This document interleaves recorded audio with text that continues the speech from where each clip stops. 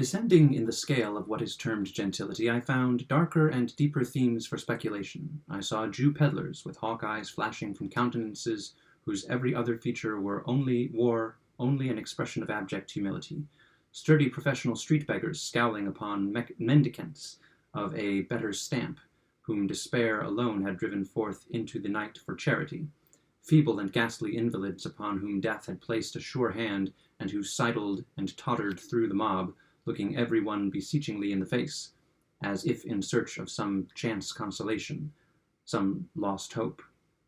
Modest young girls, returning from long and late labor to a cheerless home, and shrinking more tearfully than indignantly from the glances of ruffians, whose direct contact even could not be avoided, women of the town of all kinds and of all ages, the unequivocal beauty in the prime of her womanhood, putting one in mind of the statue of Lucian, with a surface of Parian marble, and the interior filled with filth, the loathsome and utterly lost leper in rags, the wrinkled, bejeweled, and paint-begrimed beldame, making a last effort at youth, the mere child of immature form, yet, from long association an adept in the dreadful coquetries of her trade, and burning with a rapid ambition to be ranked the equal of her elders in vice.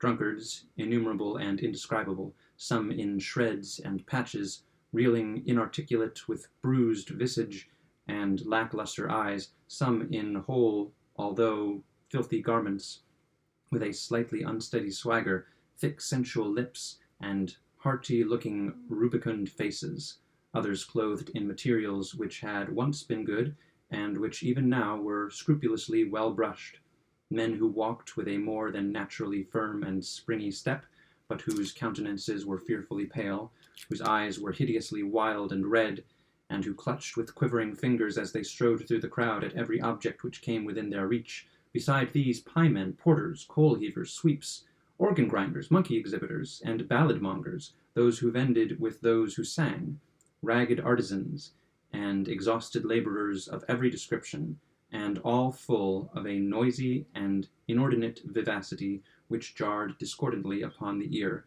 and gave an aching sensation to the eye.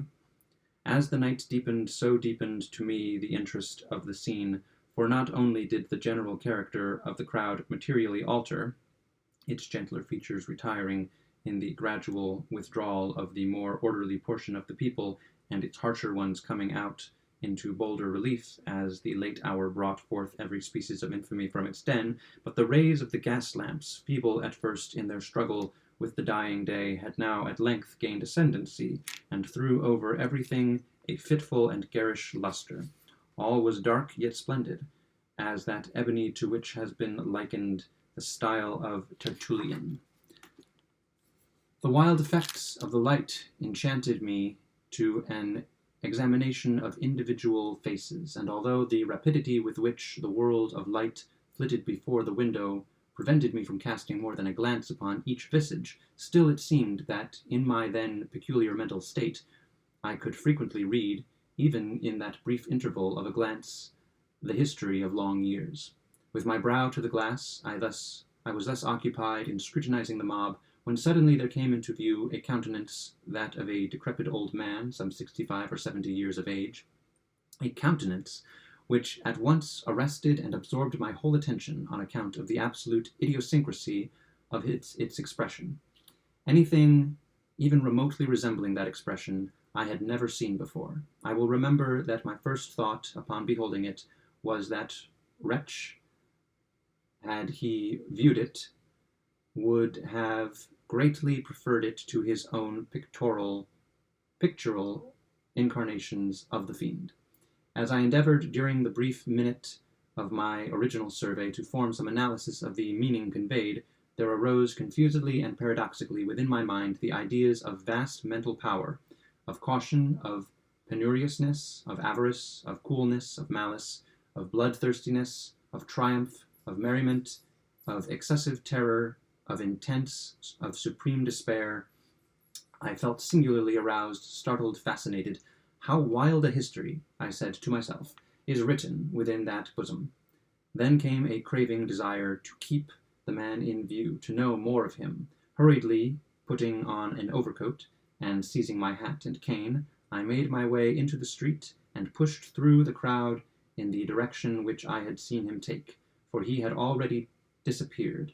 With some little difficulty I at length came within sight of him, approached, and followed him closely, yet cautiously, so as not to attract his attention.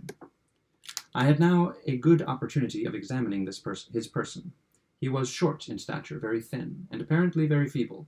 His clothes generally were filthy and ragged, but as he came now and then within the strong glare of a lamp, I perceived that his linen, although dirty, was of beautiful texture, and my vision deceived me, or through a rent in a closely buttoned and evidently second-handed roquelaire which enveloped him, I caught a glimpse both of a diamond and of a dagger. These observations heightened my curiosity, and I resolved to follow the stranger whithersoever he should go. It was now fully nightfall, and a thick, humid fog hung over the city, soon ending in a settled and heavy rain. This change of weather had an odd effect upon the crowd, the whole of which was at once put into new commotion and overshadowed by a world of umbrellas. The waver, the jostle, and the hum increased in a tenfold degree. For my part, I did not much regard the rain, the lurking of an old fever in my system rendering the moisture somewhat too dangerously pleasant. Tying a handkerchief about my mouth, I kept on. For half an hour the old man held his way with difficulty along the great thoroughfare, and I here walked close at his elbow, through fear of losing sight of him. Never once returning his head to look back, he did not observe me. By and by he passed into a cross-street, which, although densely filled with people, was not quite so much thronged as the main one he had quitted. Here a change in his demeanor became evident. He walked more slowly and with less object than before, more hesitatingly. He crossed and recrossed the way repeatedly without apparent aim, and the press was still so thick that at every such movement I was obliged to follow him closely.